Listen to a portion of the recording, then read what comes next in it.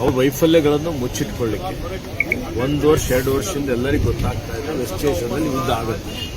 West ಏಷ್ಯಾದಲ್ಲಿ ಯುದ್ಧ ಆಯಿತು ಅಂತ ಹೇಳಿದರೆ ಏನೇನು ಸಮಸ್ಯೆಗಳಾಗ್ತವೆ ಅಂತ ಹೇಳಿ ಕಾಂಗ್ರೆಸ್ ಪಕ್ಷ ನಮ್ಮ ನಾಯಕರೆಲ್ಲರೂ ಬಹಳ ಸರ್ಕಾರಕ್ಕೆ ಎಚ್ಚರಿಕೆ ಕೊಟ್ಟಿದ್ರು.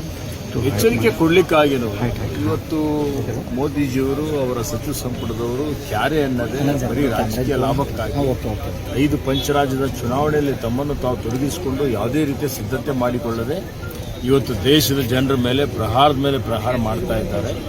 ಯಾವ ರೀತಿಯಲ್ಲಿ ಇಂಧನದ ಪೆಟ್ರೋಲ್, ಡೀಸೆಲ್, ಗ್ಯಾಸ್ ಸಿಲಿಂಡರ್ ಬೆಲೆ ಜಾಸ್ತಿ ಆಗಿದೆ, ಅಡುಗೆ ಎಣ್ಣೆ ಬೆಲೆ ಜಾಸ್ತಿ ಆಗಿದೆ. ಇವೆಲ್ಲ ಜಾಸ್ತಿ ಆಗಿದ್ದಕ್ಕಾಗಿ ಅವ್ರ ಜವಾಬ್ದಾರಿಯನ್ನು ನುಡಿಸ್ಕೊಳ್ಳಿಕ್ಕೆ ಈ ರೀತಿ ಹೇಳಿಕೆ ಕೊಡ್ತಾ ಇದ್ದಾರೆ. ಇದನ್ನು ಖಂಡಿಸ್ತೇನೆ. ಇದು ಅವರ ವೈಫಲ್ಯತೆ ತೋರಿಸಿಕೊಡ್ತದೆ. ಜನ ಅರ್ಥ ಮಾಡಿಕೊಳ್ಳೋದು. ಸರ್, ಈಗ ನೀಟ್ ಎಕ್ಸಾಮ್ 22ರಿಂದ 25 ಲಕ್ಷ ಜನ ಯುವಕರಿಗೆ ಇದು ದ್ರೋಹ ಮಾಡಿದ ಹಾಗೆ. ಈ ದ್ರೋಹ ಕೇಂದ್ರದ ಬಿಜೆಪಿ ಸರ್ಕಾರ ನೇತೃತ್ವದಲ್ಲಿ ನಿರಂತರವಾಗಿ ನಡೀತಾ ಇದೆ. 4 ಸಲ ಇಂಥ ಪರೀಕ್ಷೆಗಳ ಒಂದು ಪ್ರಶ್ನೆ ಪತ್ರಿಕೆ ಲೀಕ್ ಆಗಿದ್ದಂಥದ್ದು ಇದು ಒಂದು ಅತ್ಯಂತ ಇವತ್ತು ಬಹಳ ಖಂಡನೀಯವಾದಂಥ ಒಂದು ಕೆಲಸ ಆಗಿದೆ. ಇದು ಏನು ತೋರಿಸ್ಕೊಡ್ತದೆ ಅಂತ ಹೇಳಿದ್ರೆ ಸರ್ಕಾರ ಇದ್ರ ಬಗ್ಗೆ ಗಂಭೀರತೆ ಇಲ್ಲ ಅಥವಾ ಸರ್ಕಾರನೇ ಇದರಲ್ಲಿ ಶಾಮೀಲಾಗಿದೆ ಅಂತ. ಸಿಬಿಐ ಕೊಟ್ಟಿದೆ ಸರ್. ಕೂಡಲೇ ಸಿಬಿಐ ಯಾರ ಕೈಯಲ್ಲಿದೆ? ಏನು ಸರ್ಕಾರದ ಕೈಯಲ್ಲೇ ಇದೆ ಅಲ್ಲ. ಅವ್ರು ಹೇಳಿದಂಗೆ ಕೇಳ್ತಾರೆ ಇವರು.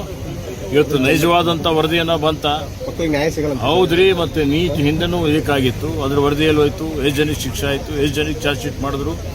ಇವತ್ತು ಏನು ನಾಟಕ ಆಡ್ತಾರ ಯುವಕರ ಜೊತೆಯಲ್ಲಿ, ಅವ್ರ ಭವಿಷ್ಯದ ಜೊತೆಯಲ್ಲಿ ನಾಟಕ ಆಡ್ತಾರ? ಇವರಿಗೆ ಮಾನ ಮರ್ಯಾದೆ ಇದೆಯಾ? ಇವರು ನೋಡಿ ಇದೇನು ಇಷ್ಟಂತ ದೊಡ್ಡ ಮಟ್ಟದ ದ್ರೋಹ ಮಾಡಿದ್ದಾರೆ. ರಾಜೀನಾಮೆ ಕೊಟ್ಟು ತೊಲಗಬೇಕು.